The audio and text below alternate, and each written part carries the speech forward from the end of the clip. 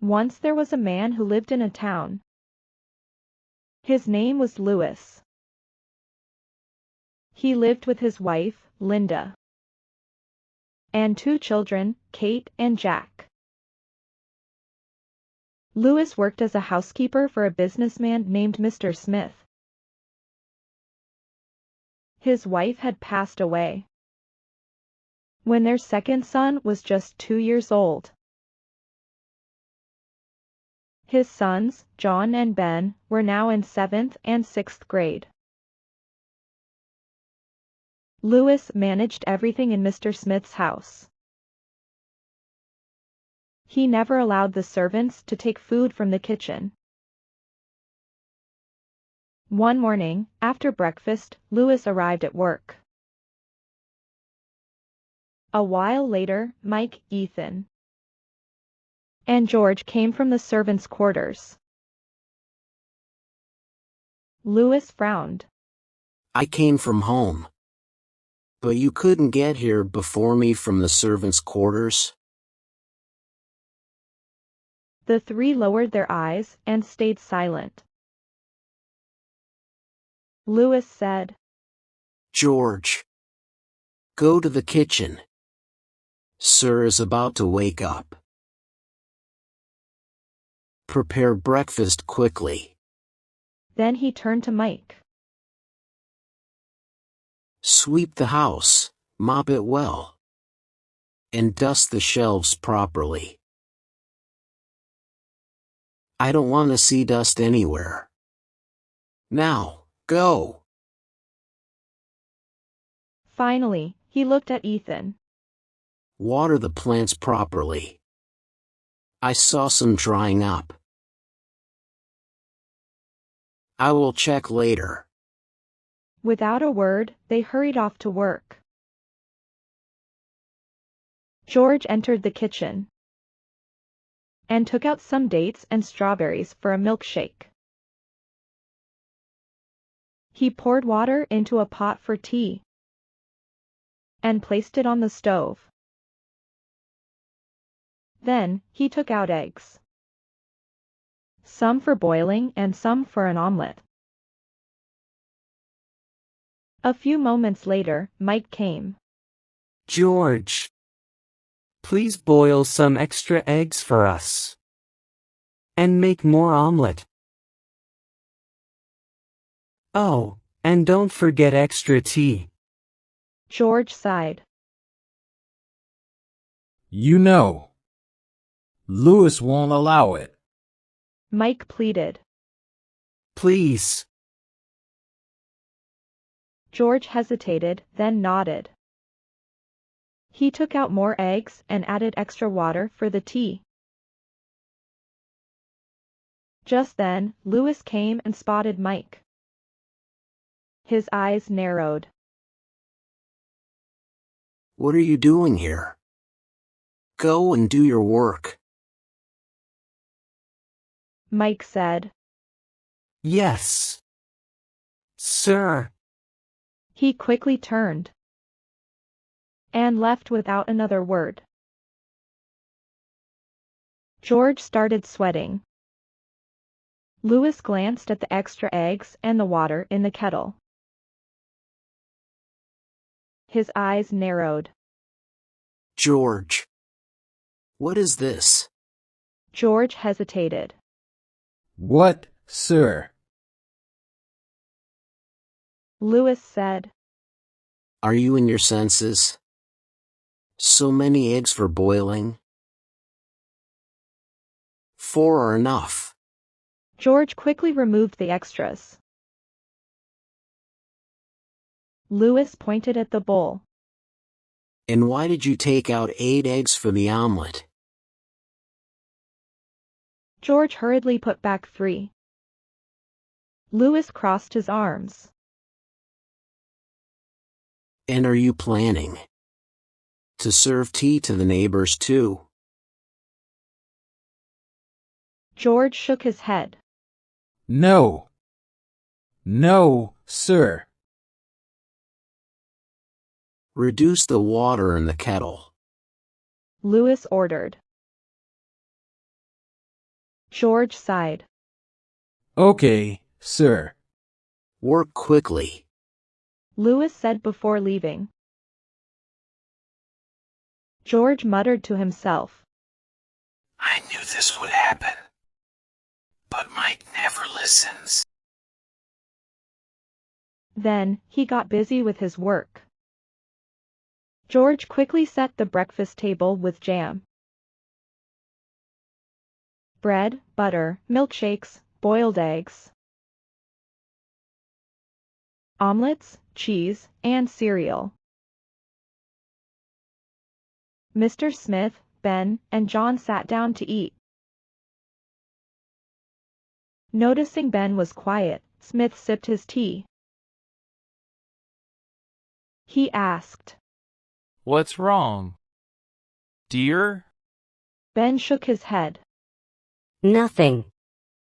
Dad. John smirked. He is good at math. Ben snapped. Don't tease me. You have trouble with science too. Before John could reply, Smith raised a hand. No arguing. You are both good students. Some subjects are just harder. I will arrange a tutor. Ben and John nodded. Smith turned to George. Call Louis. George hurried outside, where Louis was checking the plants. Sir is calling you. Louis nodded. I'm coming. He headed inside. Louis entered the room and asked. Sir. You called me? Smith smiled. Yes. John and Ben need a tutor. Can you arrange? Louis nodded. I will handle it, sir. Please do it soon. Smith added. Louis nodded and went to check the rooms. That night at dinner, Louis asked. Linda. Did your cousin Adam get a job? Linda took a bite. No. She said, then asked. Do you know of any jobs? Kate and Jack were busy eating. Louis nodded. Sir needs a tutor for his kids. Adam was always good at studies. So I think he can do it. Linda smiled. Of course. Until he finds a job, this will help. Kate said. Dad. We are good in studies. Jack nodded. Louis smiled. Yes. Dear. They are good too. But they have a problem with math and science. The next evening, Louis went to Adam's house and knocked. Adam opened the door. Brother. Come in. Louis shook his head. My sir needs a tutor. If you agree, I will talk to him. Adam nodded. Thanks. Brother. Then Louis headed home. The next day Louis told Smith. My wife's cousin is good in studies. If you agree, he can teach the kids. Smith nodded. If John and Ben are satisfied, I will appoint him with a good salary. Louis nodded and got back to work. That evening Louis went to Adam's house and gave the address. Come tomorrow evening. Then he headed home. The next evening Adam reached there and taught John and Ben. At night during dinner, Smith took some rice and asked, How is your tutor? Ben smiled. Dad. He is good at math. I'm a big fan of him. John nodded. Yes. Dad. He explains science so well. Louis stood nearby, smiling. Smith looked at him. Thanks, Louis. You solved my problem. Louis replied. I just did my job, sir. One morning at breakfast, Linda felt dizzy while pouring tea. Louis rushed to her. What happened? Dear? Linda said weakly. I feel dizzy. Louis held her and took her to the room. You should rest. Then he returned to the kitchen. Kate and Jack were scared. Kate asked, What happened to Mom? Louis reassured them. She will be fine soon. Eat your breakfast. He poured tea in cups and placed them on the table. Louis brought breakfast to the room and gave the medicine to Linda. After that, he left for work. A week passed, but Linda's condition didn't improve. Louis took her to a clinic. The doctor prescribed some tests, and Louis got them done. The next day after work, Louis collected the reports and went to the clinic. The doctor checked the reports and said, Your wife needs treatment. Louis's heart raced. How much will it cost? The doctor replied. $12,000. Louis's heart sank. He told Linda everything and said, I will arrange the money. Don't worry. Linda stayed silent.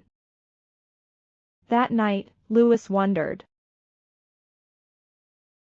How can I arrange such a big amount? I have only $2,000 in savings. After some days, Smith handed Louis money and an address. Book a $14,000 money order for my cousin Sarah. I couldn't buy Christmas gifts for her kids. Louis nodded and kept the address with the money. After work, he headed to the post office. On the way, he thought, I can use this money for treatment. But what if Sir finds out? But then he thought, He never asks his cousin about money. So he won't know. With that, he headed home. That night, Louis told Linda. I arranged the money. Linda asked. How? When he hesitated, she said firmly. If you don't tell me, I won't go for treatment. Louis hesitated, then told her everything. Linda shook her head. You can't spend this money on me. Louis nodded silently. The next day Louis returned the money to Smith. Smith was surprised.